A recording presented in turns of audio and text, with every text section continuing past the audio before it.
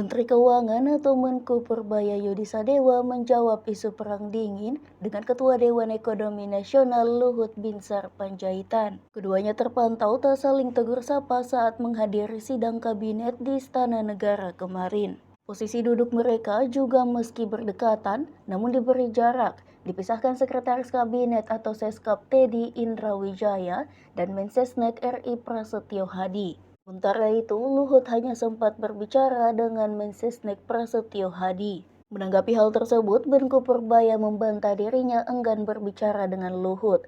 Ia menyebut alasannya karena posisi duduknya tidak memungkinkan untuk berbicara dengan pensiunan Jenderal TNI tersebut, seperti dilansir dari tribunnews.com. Soal hubungannya dengan mantan atasan, Perbaya mengaku dalam kondisi baik. Isu hubungan memanas antara keduanya dimulai soal pendanaan Family Office proyek Luhut. Begitu juga utang kereta cepat Wush. Perbaya menolak pemakaian uang negara untuk dua tujuan itu. Family Office merupakan proyek yang sudah diupayakan Luhut sejak lama. Usulan itu sudah ia ajukan sejak menjabat sebagai Menteri Koordinator Bidang Kemaritiman dan Investasi era Presiden Jokowi.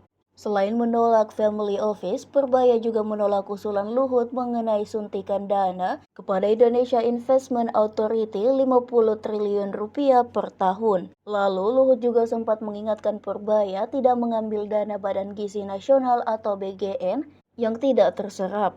Namun usulan itu tak digubris Perbaya dan tetap memberikan tenggat waktu kepada BGN untuk segera menyerap anggaran.